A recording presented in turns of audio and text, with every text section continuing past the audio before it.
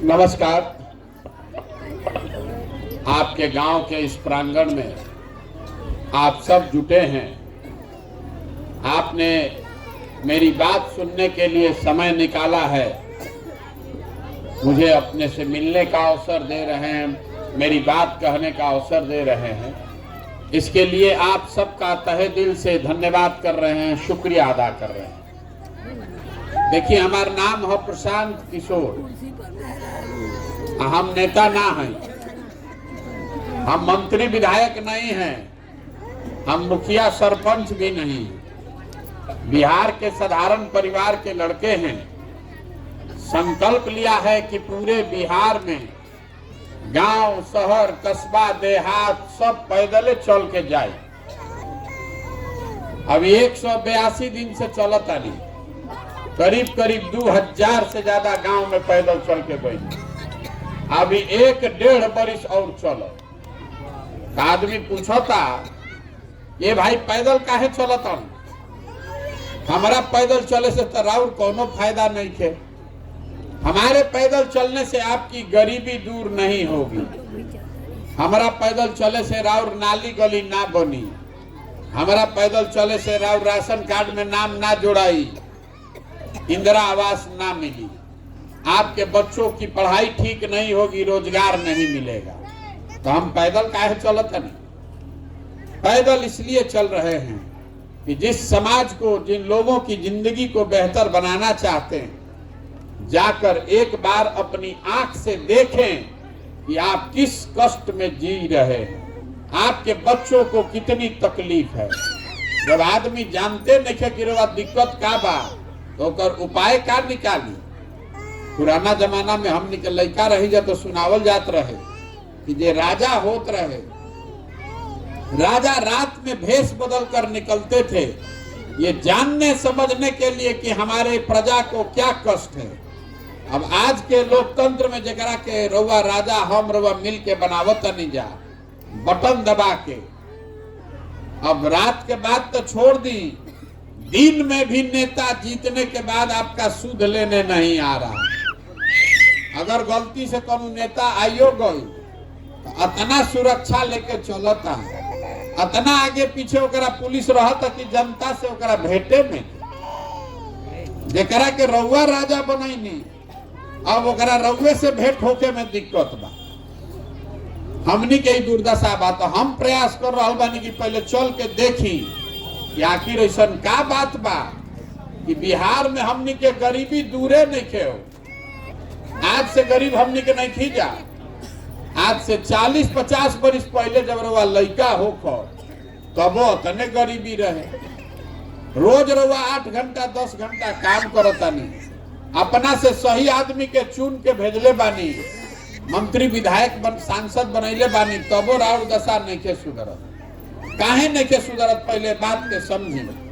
जब तक हमनी के ना समझल जाए कि हमनी के गरीबी काहे बा, तब तक एक रास्ता ना निकले।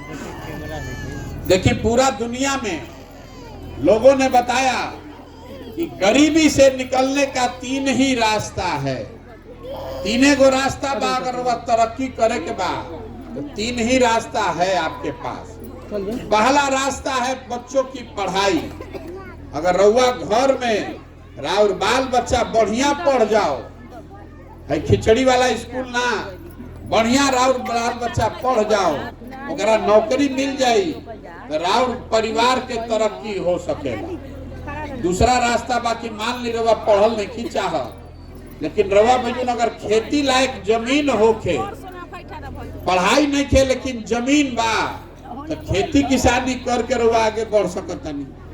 आ जेकरा भजन दोनों नहीं खे, ओकरा बाद तीसरा रास्ता बा पैसा होखे, पूंजी होखे, तो घर द्वार में कहीं दुकान दौरी करके रोजी रोजगार करके 5 गो भैंसे रख के रउआ अपन काम कर सकता। तो बिहार में ज्यादातर आदमी के पास इ तीनों में एको चीज नहीं है। जितना इजा गरीब आदमी बाड़न, ओकरा बच्चा के पढ़े के उपाय नहीं है। सरकारी स्कूल में पढ़े जाता, चाहे रउआ तनी पैसा बा पेट काटतानी तो प्राइवेट में भेजतानी, लेकिन पढ़ाई बढ़िया कहीं नहीं खे हो।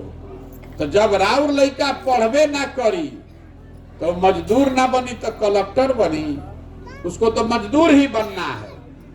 तो ज्यादातर परिवार के पास अपने बच्चों को पढ़ाने की सुविधा नहीं है। और ऐसा नहीं है कि हमने के पैसा नहीं के खर्चा हो। बिहार सरकार हर साल 40,000 करोड़ रुपया आपका पैसा खर्चा कर रहा है बच्चों के पढ़ाई के लिए। स्कूल बनावे पर, मास्टर जी लोग के महीना देवे पर, खिचड़ी बांटे पर कितना पैसा खर्चा होता है? 40,000 करोड़ हर साल। 40 गो लड़का पढ़ के नहीं खसन निकल, अतना लूट बा। जे जहां बा वह लूट रहल बा। तो और लड़का के पढ़े के अवसर नहीं थे। दूसरा रास्ता रवा के बताइनी, अगर मान ली पढ़ाई नहीं थे, जमीन होखी तब वो काम चल जाये। तो बिहार में जो 100 आदमी रहता, एक के याद रखो, बिहार में जो 100 आदमी रहता है, 100 में 60 आदमी के पास एको धूर जमीन नहीं है। जमीन है ये नहीं थे, सरकार रवा के जमीन देला ही नहीं थे खेती करे। और जो 40 आदमी के पास जमीन बा, वो 40 में 35 आदमी 2 बीघा से कम जमीन के मालिक बा। तो एजा जो खेती आदमी करत वो कमाए वाला खेती ना हो, वो खाए वाला खेती हो। रउआ खेत में उतने उपजा पावता नहीं कि राउर बाल बच्चा के पेट भर जाओ। गेहूं भइल बा तो में सरसों तीसी आदमी छीट देता कि चलो भाई कुछ तेलों के जुगाड़ हो जाए, बाजार से ना खरीदे पड़ी। लेकिन रउआ इतना सरसों तीसी नहीं खे हो कि रउआ बेच के कुछ पैसा कमाए। तो बिहार में 100 में 5 आदमी ऐसा है जो खेती करके आमदनी कर रहा है। बाकी आदमी खेती करके पेट भरत अड़न, चाहे खेत में मजदूर बाड़न। तो आपके लिए पढ़ाई आपके बच्चों के लिए है नहीं, खेती आमदनी का जरिया है नहीं। तो तीसरा बात बताइए है कि दोनों नहीं थे, लेकिन अगर पैसा होके तो रउआ कुछ रोजी रोजगार व्यापार कर सकता नहीं। पैसा रही तो 5 गो भैंसे खरीद के पाले लागब, पैसा रही तो एजा चौक पे एगो दुकाने खोल दे, सैलून खोल दे, कोई मुर्गी पालन कर ली, कोई मछली पालन कर सकेला, कोई सिलाई बिनाई के काम कर सकेला। पैसा चाहिए। तो बिहार में हर आदमी औसतन साल भर में 35,000 रुपया कमाता। तो 35,000 रुपया में उठाई का आप बचाई का। तो जब पैसा है ये नहीं खे तो जौन दुकान खोल सकता नहीं रहा, तो दुकान नहीं थी खोलो, दुकान में जाके मजदूरी करता नहीं। मान ले रहा बाल काटे आवता, अब 50,000 रुपया रवा बिजुन रही तो रवा सैलून खोल ले, 4 गो आदमी को मैं नौकरियों दे दे। लेकिन अगर 50,000 नहीं खे अब बाल काटे आवता तो कोनो दूसरा के सैलून में जाकर मजदूरी करे के पड़ी। तो बिहार में जो हम बात रवा के समझावता नहीं कि ना लोगों के पास पढ़ाई का अवसर है, ना खेती है, ना पूंजी है। तो रउआ गरीबी से निकलब कैसे, हमरा के ही बता। कोई के रउआ वोट दे दी, कतनो मेहनत कर ली, जब तक बिहार में बच्चों के पढ़ने की अच्छी व्यवस्था नहीं बनाई जाएगी, जब तक आपको सरकार जमीन नहीं देगा और जब तक लोगों के हाथ में पैसा पूंजी नहीं दिया जाए रोजी रोजगार के लिए, तब तक बिहार से गरीबी ना खत्म हो सके। रउआ जेकरे के चुन दी, रउआ तो हर नेता हर दल के चुन ले बानी, और गरीबी खत्म हो नहीं खत्म हो सकता। सरकार योजना लेके आवता सड़क बनवावे खाती, नाली बनवावे खाती, 5 किलो अनाज देवे खाती, लेकिन सड़क नाली और 5 किलो अनाज से राउर गरीबी ना खत्म हो सके, राउर परेशानी कम हो सकेगा। तो ये अब रउआ पूछब हमरा से, अच्छा तो यह बात बा पढ़ाई खेती या रोजगार, तो अभी जरा के रउआ चुन के सरकार बनैले बानी, उ काहे नहीं के करत, उ रउआ के बतावे चलल बा काहे नहीं के हो। देखिए जितना आदमी खड़ा बा बैठल बा, एगो सवाल करो, रउआ के जवाब देवे के बाद 2 मिनट में रउआ पता चली कि बिहार के दुर्दशा काहे बा। सब कोई सोच के बताओ, और कुछ होके चाहे ना, बिहार में गरीब से गरीब के सब के बच्चन के पढ़े के बढ़िया व्यवस्था होके के चाहिए कि ना? मुड़ी नहीं के हिलावे के, सबके बोले के बाद फिर से पूछो तनी जोर से बोले के बाद, और कुछ होके चाहे ना। बिहार में जितना आदमी रहता ओकरा सबके लड़कन के पढ़े के व्यवस्था होके के चाहिए कि ना होके चाहिए? तो चौक पर सब लोग जुट के कहता होके के चाहिए। सब कोई अभी 1 मिनट में फिर दूसरा सवाल के जवाब देवे के बाद अपना अपना लड़कन के नाम पर ईमानदारी से दिल पर हाथ रख के बोली कि अपना जीवन में रहुआ लड़कन के पढ़े खातिर, पढ़ाई शिक्षा खातिर कभी वोट देले बानी? कोई देले बता बताओ? कोई नहीं खे देले। तो जब रहुआ पढ़े खातिर वोटे नहीं खीदे तो पढ़ाई के व्यवस्था बनी कैसे?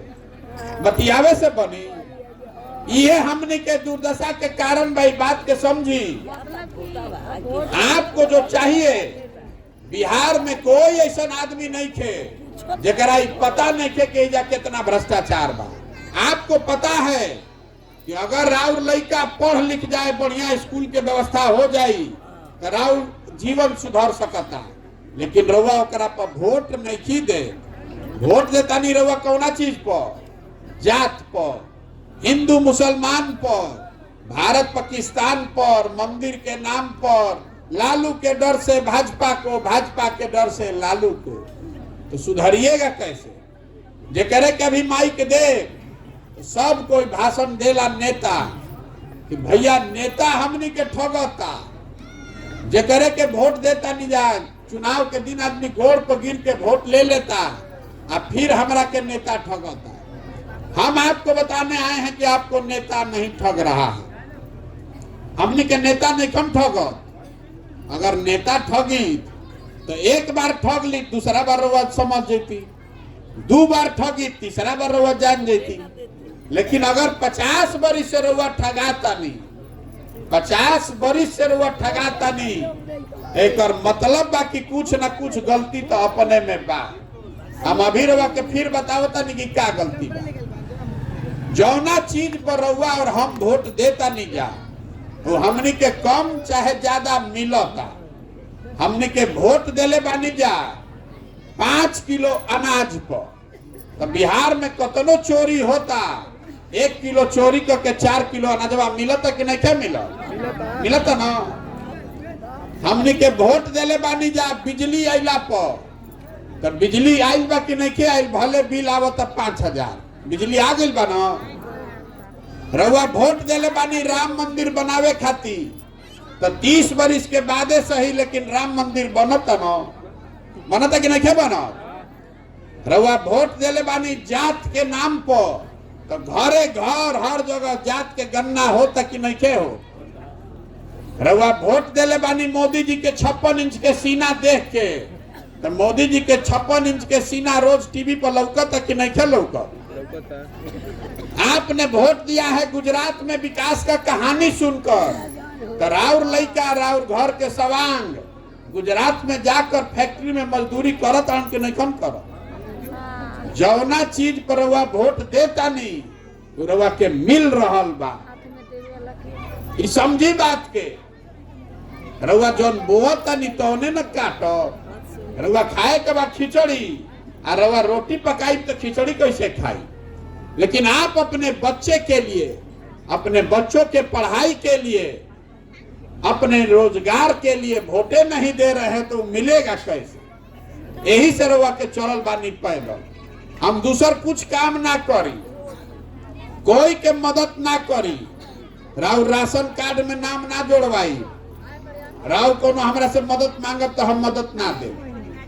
हम रउआ के मछली बाटे नहीं की आई, मछली मारे सिखावे आइल बानी। वोट देवे सीख जाई तो 5 बरिस नेता रउआ घर के सामने एड़ी रगड़ी, और ना तो वोट के दिन तो गोड़ पर गिरी नेता। लेकिन एक बार वोट ले लेलस, तब नेता ओकर लड़का चली हेलीकॉप्टर पर, और राउर लड़का रोड पर मारल मारल फिरत, ओकरा पैर में चप्पल नहीं। ये बात समझी? यही से चलल बानी। वोट नहीं मांगो, वोट नहीं मांगो। सबके गांवे गांव जाके हाथ जोड़तानी अरे भाई, नेता को देखकर नहीं, दल को देखकर नहीं, अपने बच्चों का चेहरा देखकर वोट कीजिए। अपना लइकन के पढ़े खातिर, अपना लइकन के रोजगार खातिर वोट करब तब न जीवन सुधरी। आपके वोट का कीमत 5 किलो अनाज नहीं है, आपके वोट का कीमत नाली गली नहीं है, आपके वोट का कीमत है आपके बच्चों का भविष्य। रवा कोई आवत 5 किलो अनाज देवे, कोई नाली गली बनावे आवता तो करा के कही कि नाली गली बनो चाहे ना, हमार लड़का के पढ़े के व्यवस्था कर। हमार बाबा मजदूर रहन, बैलगाड़ी चलावत रहन, बैलगाड़ी चला के बनिहारी करके हमार बाबूजी के पढ़ैलन तो हमार बाबूजी डॉक्टर हो गइलन। हमार बाबूजी पढ़लन तब न डॉक्टर भइलन। हम पढ़ले बानी तब न खड़ा होके बोलतानी। जब राउर लड़का पढ़बे ना करी ओकर राउर जिंदगी सुधरी कैसे? यही से चलल बानी पैदल, हाथ जोड़तानी सबके। अरे जगिए और संकल्प लीजिए कि जात पर नहीं, धर्म पर नहीं, भारत पाकिस्तान पुलवामा पर नहीं, 5 किलो अनाज पर भी नहीं, वोट पड़ेगा सिर्फ शिक्षा और रोजगार के लिए। ओके के चाहिए ना? रावा घर में इजा जितना आदमी रवा सब बानी जा, कोई ऐसा घर नहीं है जहां से जवान लड़का बहरी जाके मजदूरी नहीं के करत। रवा घर के सवांग कोई तमिलनाडु गइल बा, कोई गुजरात, कोई दिल्ली, कोई बॉम्बे, साल भर बिहार के जवान लड़का इजा ट्रेन में भेड़ बकरी के तरह कोचा के आदमी जाता, जहां जाता काम करे। छोट छोट कमरा में 4 गो 5 गो लड़का रहता है। 12-12 घंटा आदमी हाड़ गलावताड़न कि 10,000 15,000 रुपया मिलो, अपना खैला के बाद 6-8 हजार रुपया घरे भेजी कि हमार बाल बच्चा खाओ। और रउआ से पूछत तनी चाची वोट काहे देनी? हाँ तो रउआ कहतनी का करी भैया, गौवा में सब देत रहे तो हमू दे देनी। अरे राउर लइका, राउर सवांग जेकर मुंह देखे के रउआ नहीं मिलत साल भर, वो अपन हार गलावता और रउआ वोट ऐसे ही दे देतनी। और ऐसे ही दे दे तो रउआ ना भोगब तो हम भोगब। यह बतावे खातिर चलल बात। संकल्प लीजिए, संकल्प लीजिए कि अपने बच्चों के लिए खड़े होइएगा और ना खड़ा होकर तो हमारा कोनो से फर्क नहीं थे। हमरा से वोट लेवे नहीं की आई ना, बात मानो तो लिख के रखी। जिस गरीबी बदहाली में आपका जिंदगी बीता है, इसी गरीबी बदहाली में आपको आपके बच्चों का भी जिंदगी बीतेगा। कोई नहीं सुधार सकता। रउआ जाके के पढ़ी ना भैया।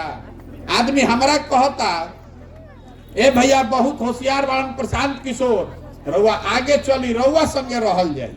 हम पहले ही रउआ के हाथ जोड़तानी। आप हमारे साथ मत आइए, हमारे पीछे मत चलिए। हमारे पीछे चलने से बात नहीं बनेगा। जिस समाज में लोग अपने बच्चों के लिए नहीं खड़े हैं, आप हमारे लिए खड़ा होइएगा। आपके नस नस में नेता इजा इतना रुआ के जाति या धर्म घुसा देले बाड़न कि राउर लइका पढ़ लिख के घर में बेरोजगार बैठल बा, लेकिन रुआ अपन लइका के चिंता नहीं खे। रुआ इजा से पाकिस्तान लौकता, इजा से रुआ चाइना लौकता, पुलवामा लौकता। अपन लइका पढ़ के बेरोजगार बैठल बा, मजदूरी करता ही नहीं खे लौकत, तो कैसे सुधरी? एगो प्रशांत किशोर आजाद की 10 प्रशांत किशोर, ये नहीं सुधर सकता है। जब तक आप नहीं सुधरिएगा, बिहार की जनता नहीं जगेगी, तब तक कोई नहीं बिहार को सुधार सकता है। लिख कर रखिए। यही से चलल बानी, गांव गांव जातानी, सब के जैसे रुआ जमीन पर काई जाम जाला तो कैसे छोड़ाइला? बैठ के ईटा से झाड़ू से रगड़ के। वही खातिर हम चलल बानी पैदल, जाके गावे गावे हाथ जोड़तानी, समझावतानी भैया जागा जा, अपना लइकन के मुंह देखा जा, अपने बच्चों के चेहरे को देखकर वोट दीजिएगा। जेकरा के देवे का बात दी, हमारा वोट ना चाहिए रहो। हमको इतना ही चाहिए कि आप वोट शिक्षा और रोजगार के लिए दीजिए। रहुआ बताई, फिर वह रोजगार चाहिए कि 5 किलो अनाज चाहिए? रोजगार। मोह से मोह ना खुलिए, बिहार सुधर जाये। रोजगार चाहिए कि 5 किलो अनाज चाहिए? ऊंचा बोलिए, रोजगार चाहिए कि 5 किलो अनाज चाहिए? तब वोट रोजगार पर पड़े के चाहिए कि 5 किलो अनाज पर पड़े चाहिए ना? अरे जाति के नेता चाहिए कि लड़कन के पढ़ाई चाहिए? लड़कन के पढ़ाई चाहिए ना? तो वोट कोना पर पड़े के चाहिए, जाति पर कि पढ़ाई पर? तो संकल्प ले लेना, बुलाई ना ना करो। आदमी पूछा तो कि तब वोट के करा के दिया, तब वोट अब की हाली कोनो नेता के ना दिया, मोदी जी के ना, लालू नीतीश के ना, प्रशांतो किशोर के ना, वोट दिया अब के हाली जनता के, अपना के दिया। एक नाम का बा जन सुराज। सुराज मतलब सुंदर राज। तो जे नेता बा ओकरा खातिर तो राज सुंदरे बा, ओकर लड़का तो ऐश करते बा। नेता के लड़का तो बढ़िया स्कूल में पढ़ता, वो 10वां नहीं पास करत तब ओकरा रोजगार बा। राउर लड़कन के दिक्कत बा, राउर दशा तब सुधरी जब जनता का आपका सरकार बनेगा। इसीलिए ये अभियान शुरू किए कि समाज के बीच से जे करे के समाज चुन के निकाली अपना में से, गरीब होके चाहे अमीर होके, अगड़ा होके पिछड़ा होके, हिंदू हो मुसलमान हो महिला हो पुरुष हो, जे करे के समाज चुन के निकाली, वो करे पीछे जन सुराज के पूरा ताकत शक्ति पैसा बुद्धि सब लगावल जाई और रउआ आशीर्वाद से ओकरा के जिता के ले आवल जाई। सबके हाली नेता के ना बेटा के मुंह देखे के बा, ठीक ना? बात बार ठीक। नेता को नहीं, बिहार में अपने बेटों का चेहरा देखकर वोट दीजिए, यह बतावे चलल बानी। एगो नारा लगवाई सबके बोले के बाद, वो छपरा के बानी दम लगा के बोलो। हम बोलब जय बिहार, रवा बोले के बाद जय जय बिहार, जय बिहार, जय बिहार, जय बिहार। हम कोनो काम बिना मतलब के ना कराई, नारा भी बिना मतलब के ना लगवाई। अभी लोग बतावत रहे ना कि मोदी जी के नारा लिखले रही, तो हम नारा काहे लगवावत आनी कि पहले समझी। देखी बिहार से हमनी के घर के लड़का जाता और बाहरी पढ़े, कोई मजदूरी करे जाता, कोई नौकरी करे जाता, जे जहां जाता उहे ओकरा के 2 थप्पड़ कोई मार देता। ए बिहारी, बिहारी मतलब बेवकूफ, बिहारी मतलब अनपढ़, बिहारी मतलब बुर्बक। हमनी के सब आदमी बिहार में रहे वाला बुर्बक बनी जा? अरे बिहार के लोग बुर्बक नहीं हैं। नारा आपको इसलिए लगवाए हैं कि इस मिट्टी का गौरव करना सीखिए। हम लोग बुर्बक लोग नहीं हैं। बिहार वो जमीन है जहां देवताओं को भी आकर ज्ञान मिला है। 1500 साल तक इस देश में शासन बिहार से चला है, हम लोग के पूर्वजों ने चलाया है। आज हमनी के बुर्बकाही से हमनी के दुर्दशा ऐसा हो गई बा कि हमनी के लड़का जाके पढ़े खातिर मजदूरी खातिर मारल मारल पूरा देश में घूमत आ। कहीं बदले के चाहिए कि ना बदले के चाहिए? बदलना चाहिए ना। आपके बच्चे पूरा भारत में घूमकर मजदूरी करने के लिए नहीं पैदा हुए हैं। संकल्प लीजिए कि बिहार में ऐसी व्यवस्था बनाएंगे कि बच्चों के पढ़ाई और रोजगार के लिए उनको बाहर नहीं जाना पड़े। तो जन सुराज में पहला संकल्प क्या बा? हमने के कोनो वादा नहीं खींचा करो। पहला संकल्प है जन सुराज का कि जब जनता के सरकार बन जाओ तो रोड बनी चाहे ना, नाली गली बनी चाहे ना, पहला काम ये करे के बाद कि जितना लड़का हमनी के घर के सवांग बहरी गइल बारन मजदूरी करे, आ जौन लड़का इजा पढ़ लिख के बेरोजगार बैठल बारन, सब के खातिर 10 से 15 हजार रुपया के रोजगार के व्यवस्था एजे कइल जाए। होके के चाहिए कि ना होके के चाहिए बताएं? होके चाहिए ना। महिला लोग के विशेष रोवा के बतावत है।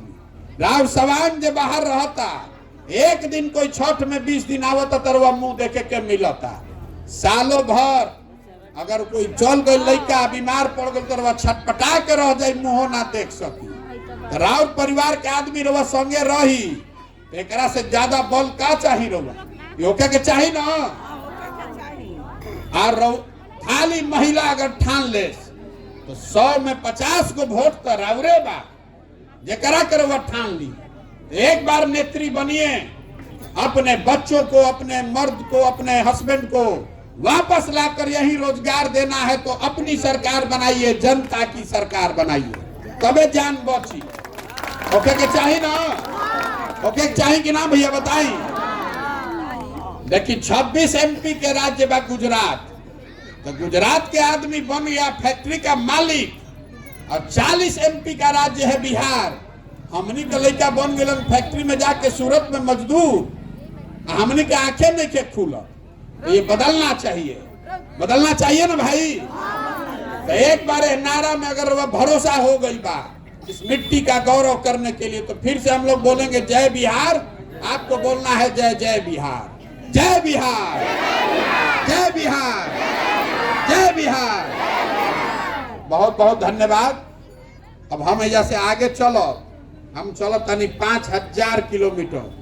रउआ सब में से जेकर मन होके तो आधा 1 किलोमीटर संगे चली, आ नइखे मन ते जे बैठ के सुस्ताई घरे जाई। बहुत